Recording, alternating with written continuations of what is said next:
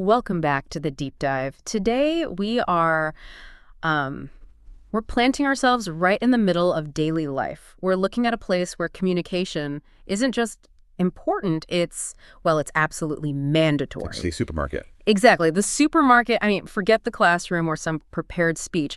This is rapid, it's transactional, and if you fail to communicate, there are actual consequences. Oh, absolutely. It is the ultimate testing ground, I think, for any language learner, especially you relying on English to just, live your life. Right. It's not like a business meeting where someone might step in and help you.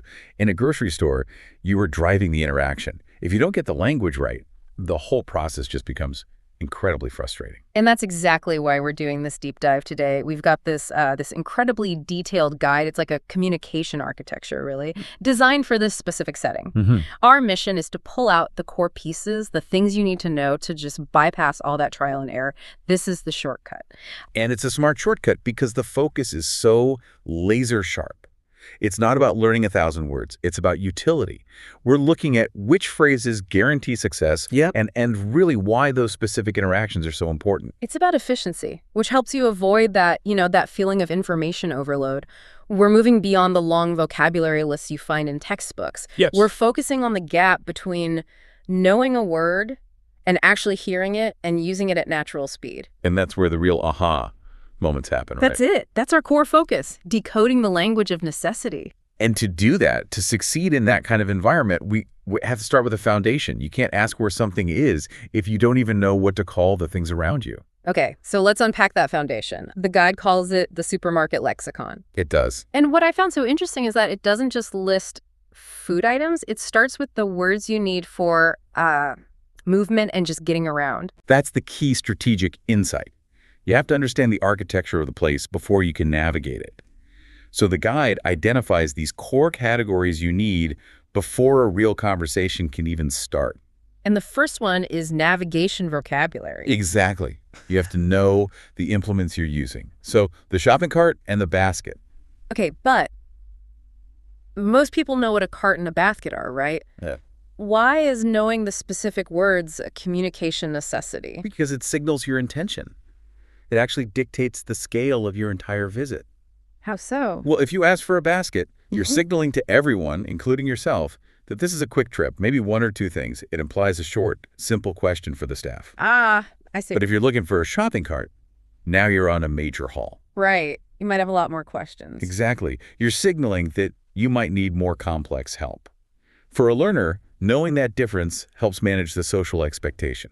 That's a really subtle point. It's not just about the object, but what the object says about what you're about to do. Precisely. And if the cart is your vehicle, then the aisles. The aisles are your map. This feels like a word people might overlook until they're actually lost. They do all the time. But the source material treats it as absolutely critical because it's the store's whole organizational system. It's like the internal address system. It is. Think about how useless a direction like, oh, it's over there, is to a learner. But if someone says it's in aisle 8, that's precise. It's actionable information.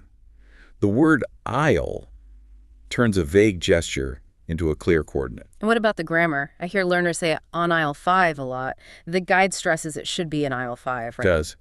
And that preposition is important for showing you've internalized the spatial logic. You are physically in the space between the shelves. The product is on the shelf. The product is on the shelf. It's small detail, but getting it right signals a higher level of fluency in this specific environment. Okay, so we've got our navigation down. Cart, basket, aisle. Next up are the product categories. And again, the source focuses on the big sections, not every single item.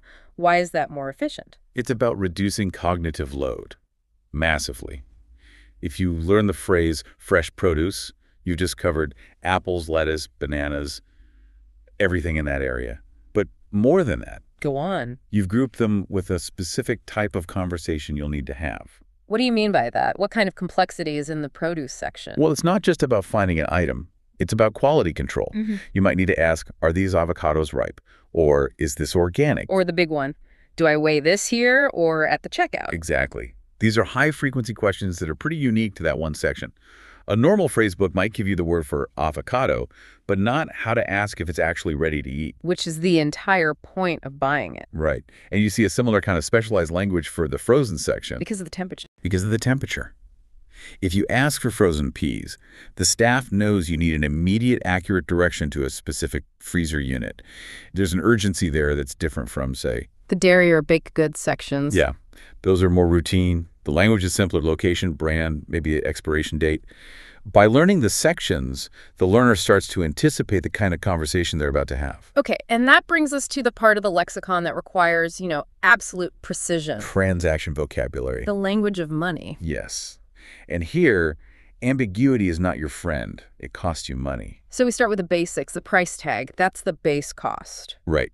But the real challenge, as the source points out, is in the dynamic pricing. You have to be able to tell the difference between a discount and an offer. They sound similar, but they require a conversation to verify them. That's the crucial part. A discount might be a simple 20% off. An offer could be buy one, get one free, which is more complex. The learner needs the language to ask about the conditions. Like, do I need a loyalty card for this? Or, does this apply to the large size only?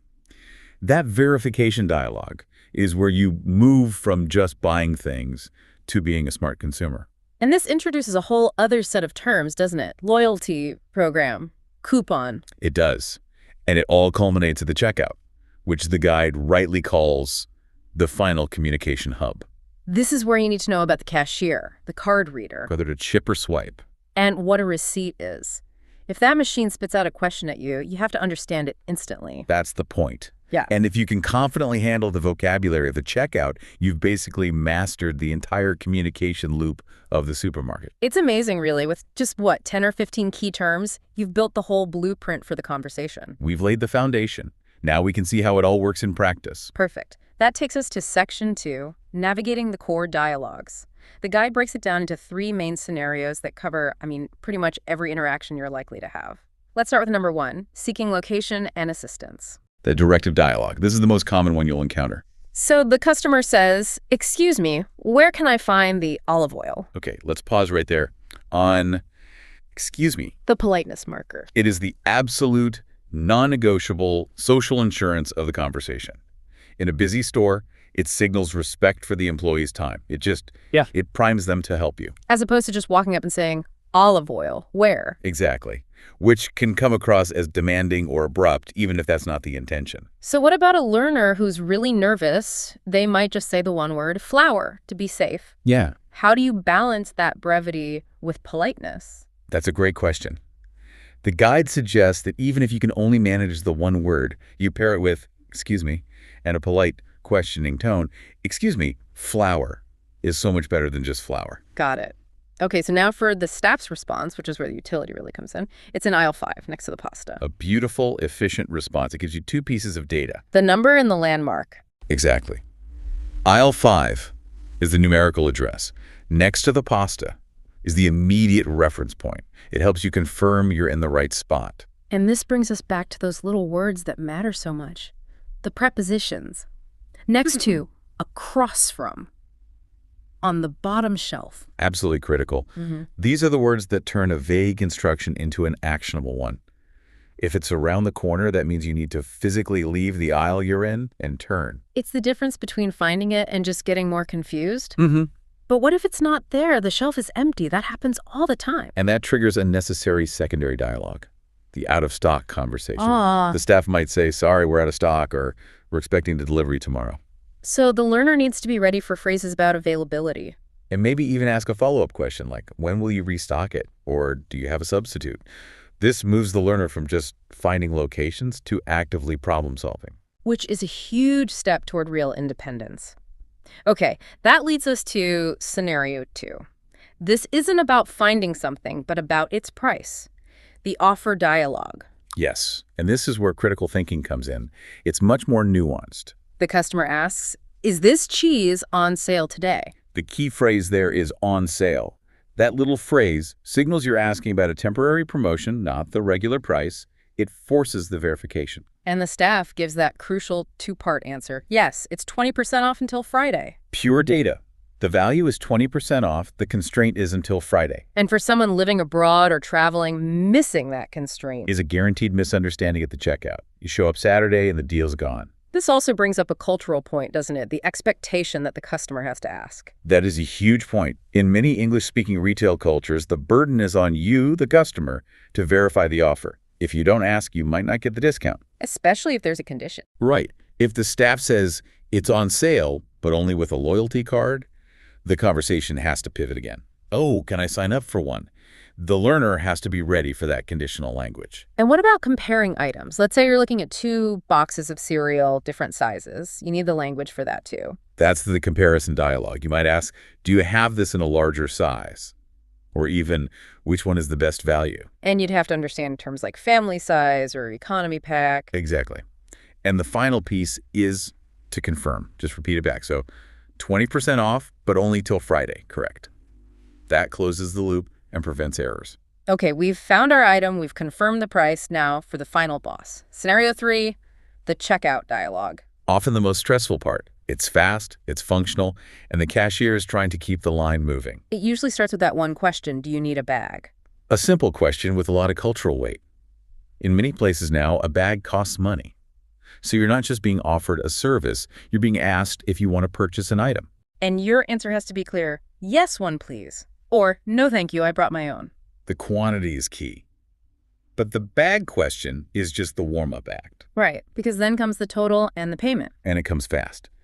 Your total is $18.50. You have to catch those numbers. Yeah. And then, often compressed into one sound. Ship or swipe. Or, how you paying? The learner has to recognize that sound pattern as a technical instruction for their card.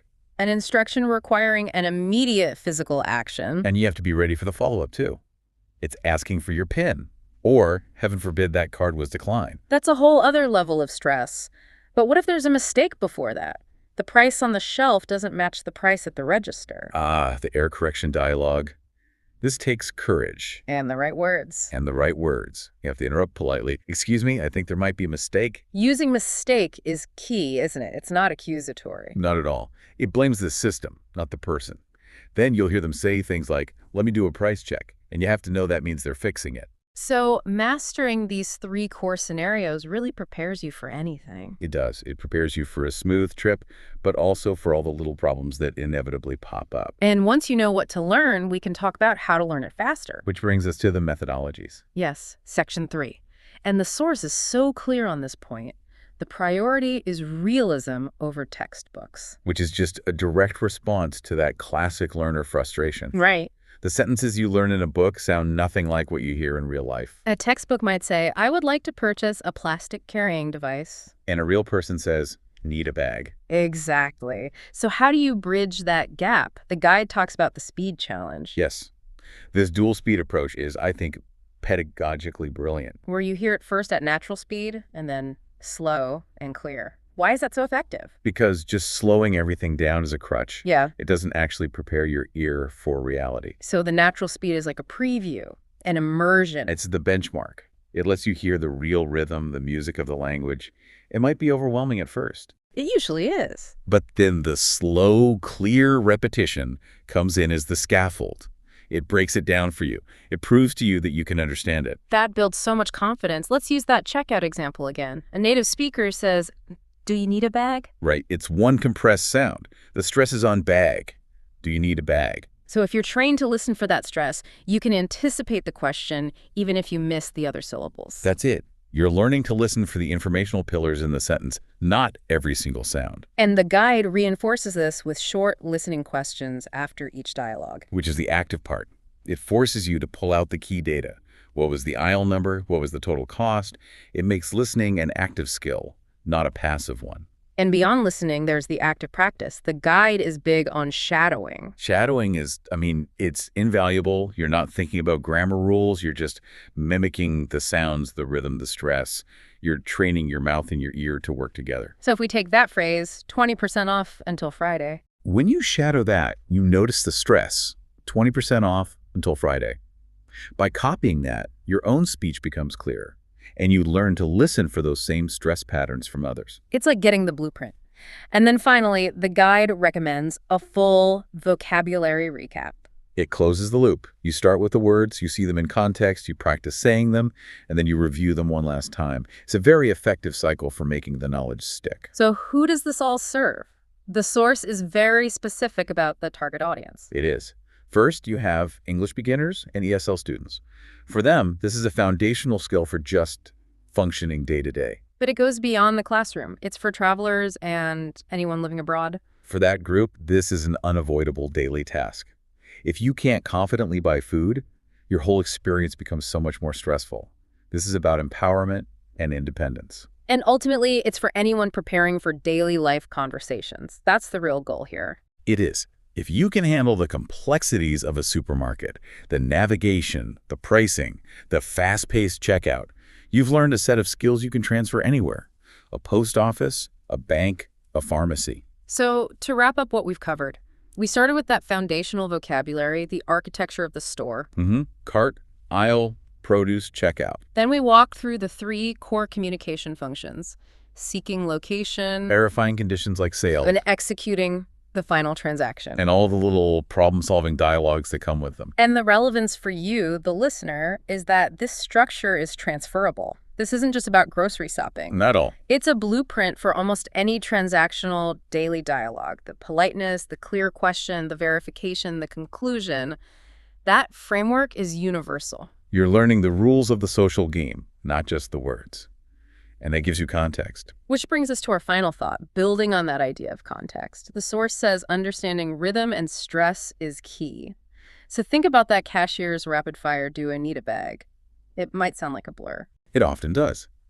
But if you know the context, if you know the transaction is finished and there's only one logical question left to ask, How much less stressful is it, even if you don't hear every single syllable clearly? you recognize the intention before you even fully process the words. So the real deep dive isn't just about learning the phrases. It's about learning to anticipate the question before it's even perfectly articulated. When you master the context, the speed of the language it loses its power to intimidate you. Confidence comes from comprehension. And comprehension starts with understanding the architecture of the conversation. And that's all for this deep dive. We hope this gives you the confidence you need the next time you step into aisle 5.